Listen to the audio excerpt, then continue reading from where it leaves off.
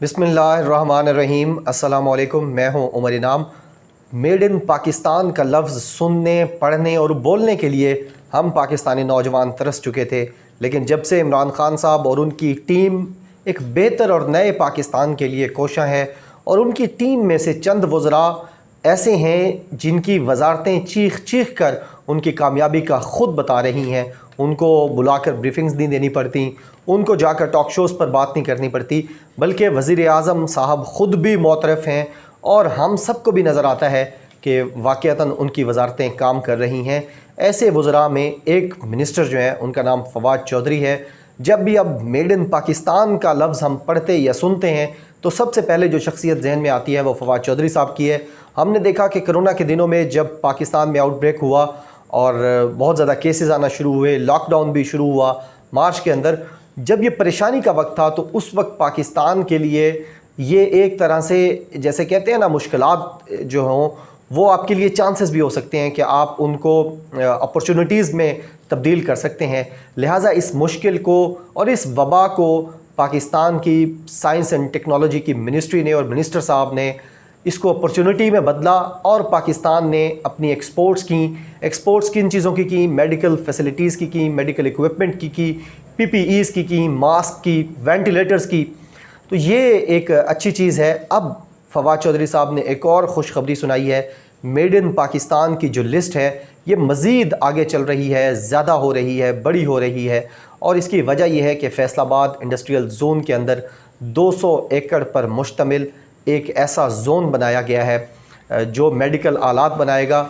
अब चूँकि पाकिस्तान सालाना 1.4 अरब डॉलर्स के मेडिकल के आलात ख़रीदता है, लिहाजा जब ये हमारा ज़ोन फैसलाबाद के अंदर जिसका अब जो कायम किया गया है ये बनाएगा, कैनोला बनाएगा, उसके अलावा मुख्तलिफ़ एक्सरे मशीन्स बनाएगा, हार्ट स्टंट्स बनेंगे, डायलिसिस मशीनें भी इससे बनेंगी। लिहाजा वो जो हमारी 1.4 बिलियन डॉलर्स की इंपोर्ट्स हैं, और आपको ये पता है कि इंपोर्ट और एक्सपोर्ट्स का जो डिफरेंस है वो बहुत ज़्यादा तबाहकुन होता है इकॉनमी के लिए।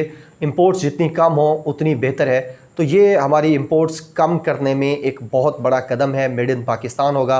ये सारी चीज़ें जो पहले पाकिस्तान में नहीं बन रही थी, लिहाजा ये खिराज तहसीन है फवाद चौधरी साहब को। और उन्होंने साथ अच्छी खबर एक और भी सुनाई है कि इसी तरह का एक बड़ा ज़ोन अब सियालकोट इंडस्ट्रियल ज़ोन के अंदर भी बनाया जाएगा। लिहाजा ये मेड इन पाकिस्तान की तरफ एक और कदम है। जितना ज़्यादा चीज़ें हम एक्सपोर्ट कर सकें उतना पाकिस्तान के लिए बेहतरी होगी। दूसरी जो अच्छी खबर है वो पंजाब हुकूमत के हवाले से है।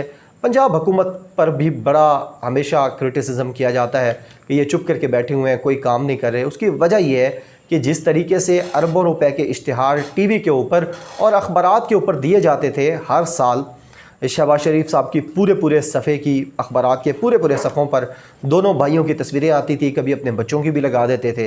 तो अब क्योंकि तहरीक इंसाफ अपने वो फ़ंड्स इस्तेमाल नहीं करना चाहती, ख़राब नहीं करना चाहती, मीडिया को उस तरीके से एज अ ब्राइब वो नहीं देना चाहती, लिहाजा वो इश्तिहारात उस तरीके से नहीं आते, पूरे अखबारात भरे हुए नहीं होते, तो लोगों तक वो शायद उस तरह चीज़ें नहीं पहुँच पाती। अब जो अच्छा कदम पंजाब हुकूमत ने उठाया है वो एक एप्लीकेशन डिज़ाइन की है, एक एप्लीकेशन लॉन्च की है, पंजाब टूरिज़म एप्लीकेशन, जिस पर 500 से ज़्यादा जो पंजाब के अंदर टूरिस्ट स्पॉट्स हैं वो उनकी लिस्ट बनाई गई है, उनकी सारी इन्फॉर्मेशन दी गई है। आप ज़रूर इसे डाउनलोड करें, पंजाब टूरिज़म एप्लीकेशन, और फिर फीडबैक भी दीजिएगा कि आपको पंजाब हुकूमत की टूरिज़म के हवाले से एक अपने शहरियों को सहूलत देने की ये काविश कैसी लगी। तीसरी जो अच्छी ख़बर है वो बहुत इम्पॉर्टेंट है। पाकिस्तान की इकॉनमी, आपको पता है पाकिस्तान की जितनी मईशत है वो ज़्यादा से ज़्यादा ज़राअत के ऊपर है। पाकिस्तान एक ज़री मुल्क है, लेकिन इस मुल्क के हुक्मरानों ने इस मुल्क के किसानों को हमेशा नज़रअंदाज किया। बहुत मुश्किल सूरत हाल से गुज़र रहे हैं इस वक्त भी हमारे किसान, लेकिन अब पंजाब हुकूमत ने एक इंतहाई दलेराना और एक इंतहाई बेहतरीन फ़ैसला किया है पंजाब के किसानों के लिए, और एक एक्ट लाया गया है जिसे नाम दिया गया है पंजाब शुगर फैक्ट्रीज़ आर्डिनेंस।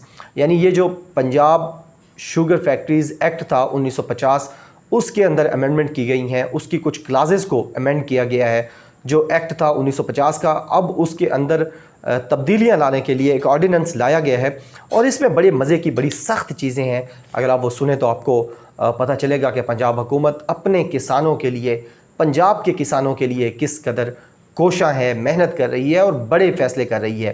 حالانکہ اس وقت بھی وہ لوگ حکومت کے اندر بیٹھے ہیں جن کی شوگر ملز ہیں، شوگر مافیا اگر آپ کہیں تو وہ بہت پاورفل ہے، لیکن اس کے باوجود حکومت اس طرح کے اقدامات سامنے لا رہی ہے۔